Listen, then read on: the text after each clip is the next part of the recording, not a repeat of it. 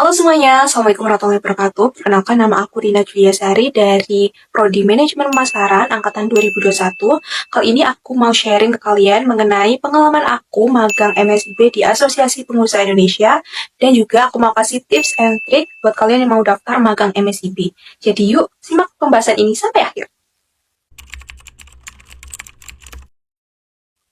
Mungkin dari kalian udah nggak asing lagi gak sih dengan yang namanya magang MSIB. Jadi yang belum tahu, magang MSIB merupakan magang yang diselenggarakan oleh Kementerian Pendidikan, Kebudayaan, Riset, dan Teknologi yang kegiatannya ini bisa dikonversi sebanyak 20 SKS. Nah, dalam proses pendaftarannya, setiap mahasiswa ini memiliki kuota untuk apply ke perusahaan pada magang MSIB ini sebanyak 22 perusahaan. Pada saat itu, aku apply ke Apindo atau Asosiasi Pengusaha Indonesia.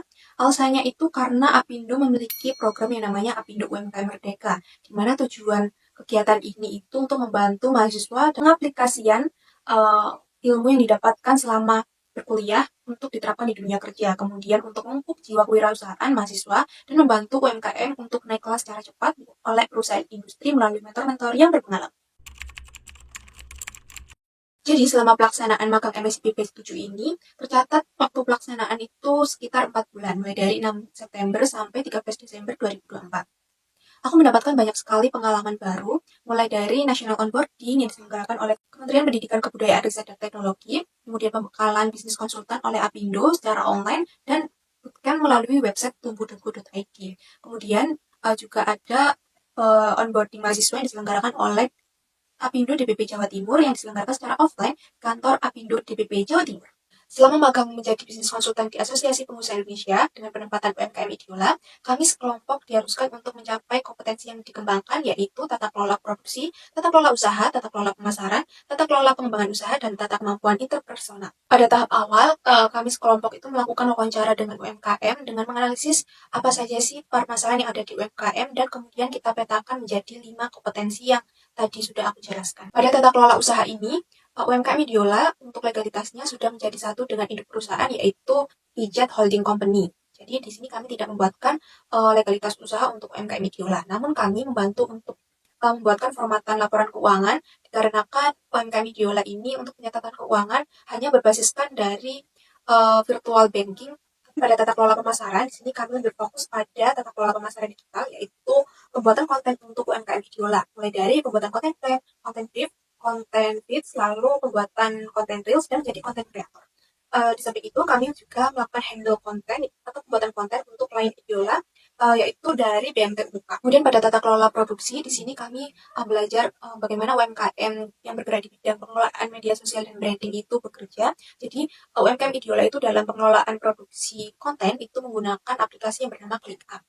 Kemudian kami juga membuatkan SOP untuk uh, SOP atau standar operational prosedur untuk mahasiswa magang atau anak magang yang magang di Idiola. Kemudian kami juga membuatkan SOP untuk admin bagi klien Idiola, yaitu BMT Umuka dan Sonatra.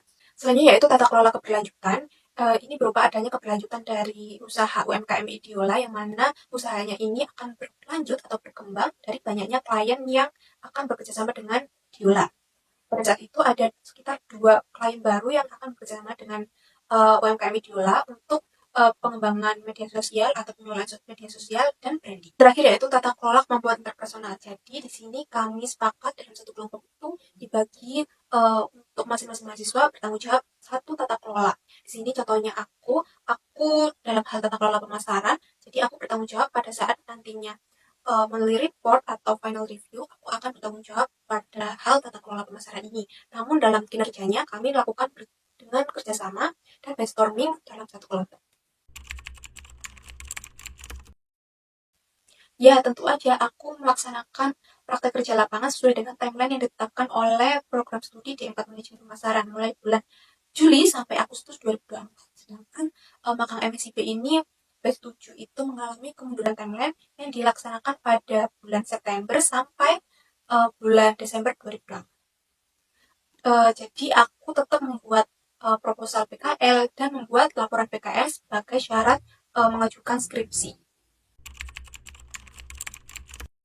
Buat kalian yang tertarik untuk magang MSIP di Apindo ataupun di perusahaan lain, ya kasih tips and trick buat kalian agar kalian lolos magang MSIP batch selanjutnya. Nah, yang pertama, kalian harus aktif untuk mengasah skill kalian mulai dari sedini mungkin ya.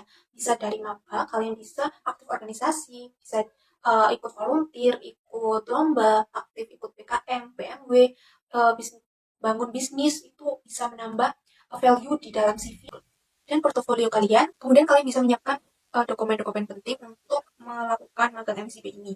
Mulai dari CV di sini format ATS, bisa berbahasa Indonesia atau berbahasa Inggris, namun lebih dianjurkan untuk CV berbahasa Inggris. Kemudian portofolio dan dokumen lainnya bisa kalian cek di website kampusmerdeka.co.id. Nah, yang nggak kalah penting nih yaitu saat kalian apply ke perusahaan, kalian harus sesuai dengan background yang ada di prodi kalian atau pendidikan kalian saat menjalani perkuliahan. Di sini contohnya aku prodi manajemen pemasaran, jadi aku itu lebih berfokus untuk apply ke perusahaan di bidang dengan posisi marketing, lalu kewirausahaan, dan UMKM. Jadi potensi untuk keterima itu lebih besar, dan pada saat aku melakukan konversi, aku tidak kesusahan dan lebih mudah untuk melakukan konversi. Nah, pada saat kalian apply ke perusahaan-perusahaan, nah kita kan ada kuota 22 perusahaan. Nah, di situ aku menggunakan trik 10-5-5-2. Jadi nggak sembarangan pada saat aku apply ke perusahaan MSIP. Jadi ada 10 perusahaan dengan posisi impian, kemudian 5 perusahaan besar dengan skill yang relevan, 5 perusahaan menengah dengan skill yang relevan, dan 2 perusahaan kecil dengan skill yang relevan. Nah, aku juga suka cari-cari info dengan join grup pejuang MSIP. Nah, kalian juga bisa join di grup Telegram. Kalian bisa search aja nanti MSIP batch 8 itu nanti akan muncul di Telegram kalian. Agar kalian gak ketinggalan informasi yang ada. Nah, kemudian yang terakhir, pada saat kalian mungkin nantinya ini udah di proses pendaftaran ya, itu perusahaan akan menghubungi kalian melalui WhatsApp ataupun email, akan ada tes psikotes, tes akhlak bagi kalian yang apply di perusahaan BUMN. Kalian bisa mempersiapkan dari dini mungkin untuk mencari-cari tahu lah etis kalian mencari tahu apa itu tes psikotes, bentuknya kayak apa sih, kemudian kalau tes akhlak itu seperti apa, dan latihan interview ini penting banget buat kalian. Jadi nanti itu kalian gak kaget untuk pertanyaan-pertanyaan apa sih yang muncul ketika kalian mendapatkan undangan tes interview. Oke, sekian dulu sharing-sharing magang MSIP bersama aku. Buat kalian maba ataupun mahasiswa tingkat 2 dan 3, kalian bisa banget untuk eksplor kegiatan di dalam kampus ataupun di luar kampus dengan memperbanyak skill dan pengalaman kalian untuk CV dan portofolio yang lebih bagus lagi. Tetap semangat and bye-bye. Wassalamualaikum warahmatullahi wabarakatuh.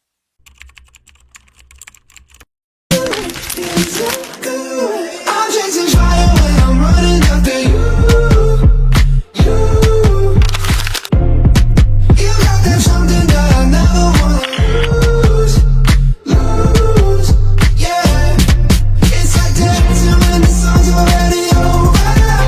Moving without getting any closer. I'm chasing fire when I'm running after you. Keep chasing fire.